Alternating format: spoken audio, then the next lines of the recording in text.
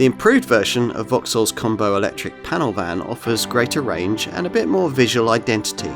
It continues to share its design with Stellantis Group's small LCV cousins, but offers the advantages of Vauxhall's huge UK LCV dealer network to companies ready to take their first step into full electric van ownership.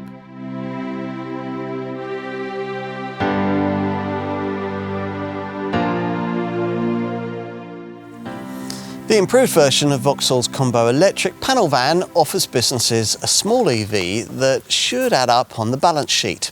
Here we're going to check it out. Take up on electric vans has been much lower than that for electric cars. LCV operators aren't swayed by avant-garde design or the prospect of an EV acceleration rush. For many, the switch to electric just looks expensive, with its charging regime inconvenient. Change has to come though, and those prepared to make a tentative foray into this new era could do worse than try the van that we're going to look at here, the improved version of Vauxhall's Combo Electric panel van.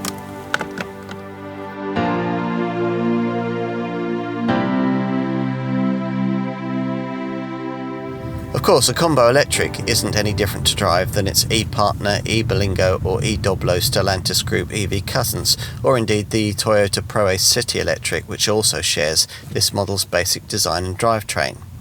You start off in the default normal drive mode, and the other selectable drive settings are Eco and Power. You'll need the Power mode to unleash the electric motor's full 136 horsepower output, though if you drive like that, you will of course get nowhere near the improved 50 kilowatt hour batteries, enhanced WLTP rated best driving range figure of up to 205 miles. That's 30 miles further than before. Obviously that'll fall with heavy loads in the back. For day-to-day use in a Combo Electric, it's better to stick to the normal mode, which restricts output to 108 horsepower, or possibly around town to Eco mode, though that gives you just 81 horsepower and restricts the climate system. Normal mode should be fine for realistic maximisation of range, particularly if you're proactive with the regenerative braking paddles that have been added behind the steering wheel. There are 3 settings. As usual with EVs, if you do need performance, it's only a right foot jab away. 62 mph from rest occupies 11.2 seconds, but the instant response you get to 30 miles an hour makes this LCV feel quicker than that. Overtakes are easy too. 50 to 75 miles an hour takes 8.9 seconds. Whichever combo powertrain you choose, and whichever body shape, standard or long, you'll find that the driving position is pretty good, with the steeply raked windscreen and low bonnet combining to give great visibility. Couple that with big panoramic door mirrors, and the result is a vehicle that you can be confident about driving even in the most congested city streets, where the light steering facilitates a tight turning circle, 11.2 metres in the short wheelbase version and 12.5 metres in the long wheelbase model.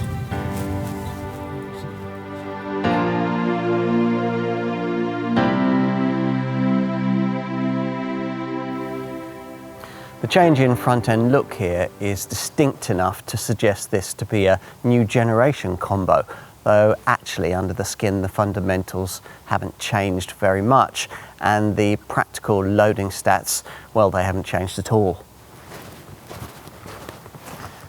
Disappointingly, there's still no high roof option offered with this Stellantis Group design, but there's still a choice of either this standard 4.4 metre body length or a longer L2 4.75 metre XL version that sits on its own distinct lengthier wheelbase.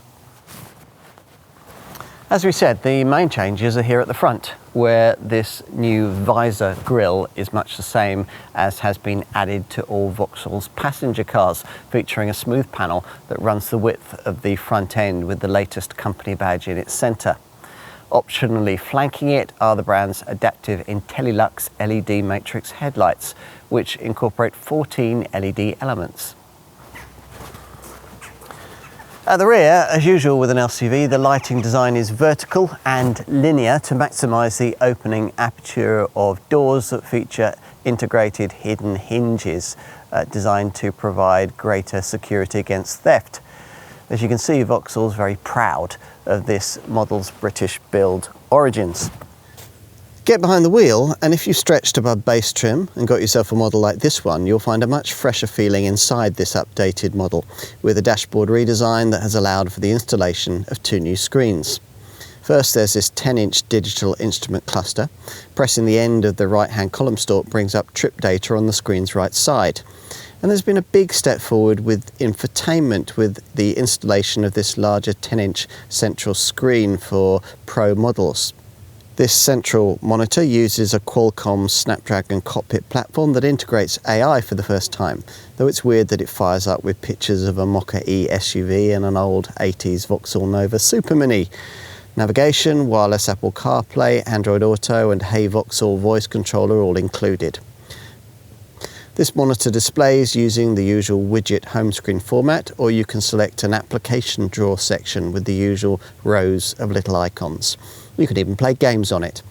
Lower trims do without this centre screen, but get a redesigned smartphone station instead, allowing you to control the infotainment screen using your handset.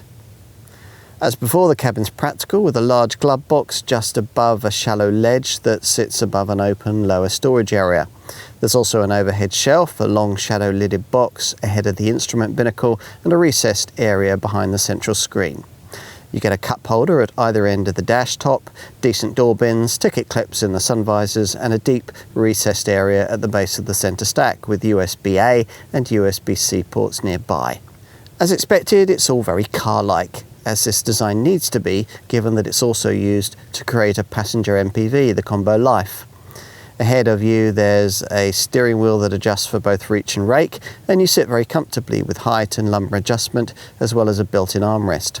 A place to do business and scout for business, which you'll be able to do more easily with your laptop if you fold out the centre part of this middle seat backrest, which creates a swivelling work surface.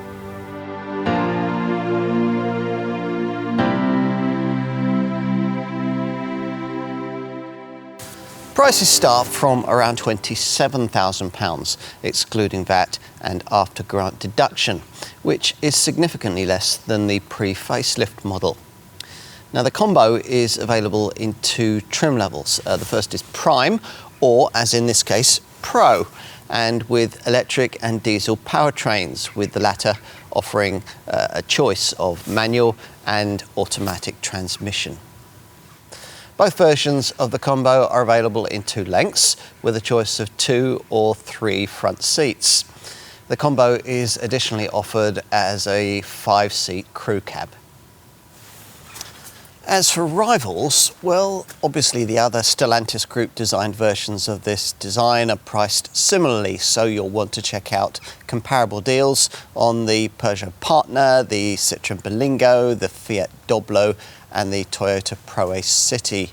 Now, other key segment rivals in the same pricing ballpark include Renault's Kangoo and its rebadged cousins, the Nissan Townstar and the Mercedes Citan, and the Volkswagen Caddy and its rebadged cousin, the Ford Transit Connect.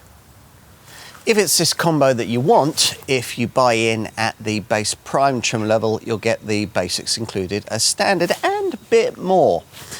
Now, you might not expect bottom spec to include features like matrix LED headlights, air conditioning, cruise control, driver's seat lumbar adjustment and high beam assist. There's a near side sliding side door with an additional offside side door added on the XL long wheelbase model. To get the main cab improvements though, you'll need to stretch to this Pro version. This plusher variant comes with the important benefit of Vauxhall's Flex Cargo Pack, which gives you a load-through bulkhead, an electronic handbrake, and a dual front passenger seat with a centre fold-out table.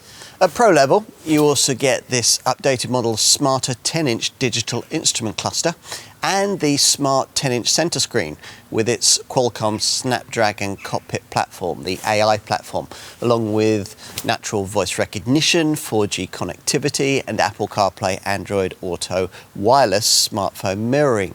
Plus there's front fog lamps, rain sensitive wipers, a dynamic surround view camera, a PVC covered cabin floor and remote locking with an alarm. Standard safety kit fitted across the range includes the usual twin front and side airbags, plus an automatic braking system, lane keeping assist, driver attention alert and an excessive speed warning. Now to this, ProSpec adds blind spot detection and flank guard close obstacle detection.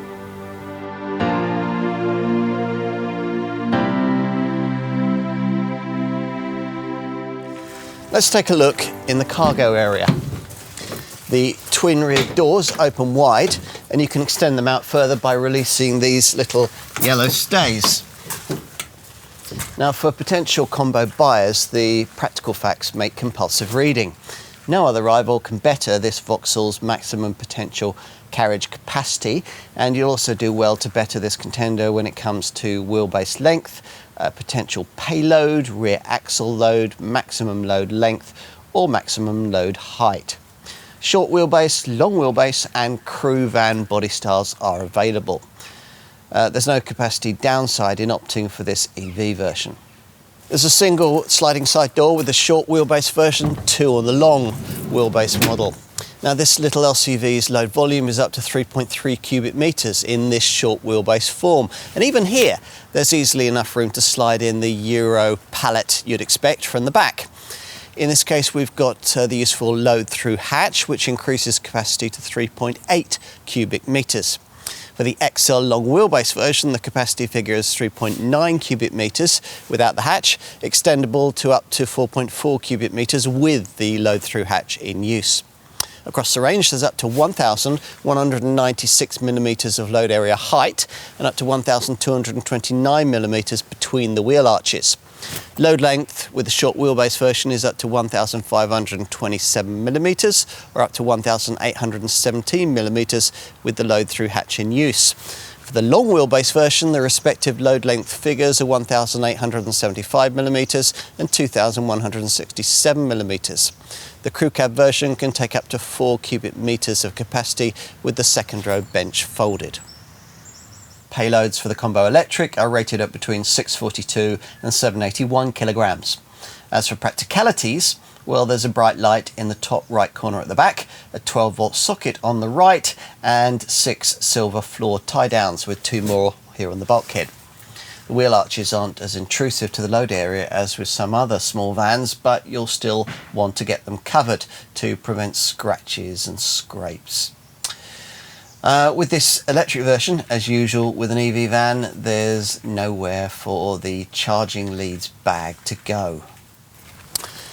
As you'd want, the electric model, which now goes up to 205 miles on a charge, supports up to 100 kilowatt rapid DC charging, with an 80% recharge taking 30 minutes, while a full charge from a 7.4 kilowatt single phase wall box takes 7.5 hours, thanks to the 7.4 kilowatt onboard charger.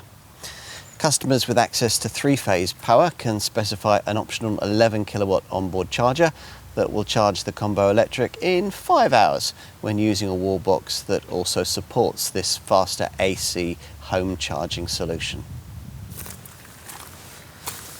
You'll also need to know that Vauxhall includes a 3-year 60,000 mile warranty as standard. That's a package that can be extended for up to 5 years and 100,000 miles at extra cost. A year's free breakdown cover is also provided, along with a 6-year anti-corrosion guarantee. Service intervals are set at 20,000 miles or every 12 months, depending on which comes around sooner. And you can opt for a service plan that lets you pay monthly to spread the cost of regular work for your van. As part of this, Vauxhall offers discounts on wear and tear items such as brake pads and windscreen wipers.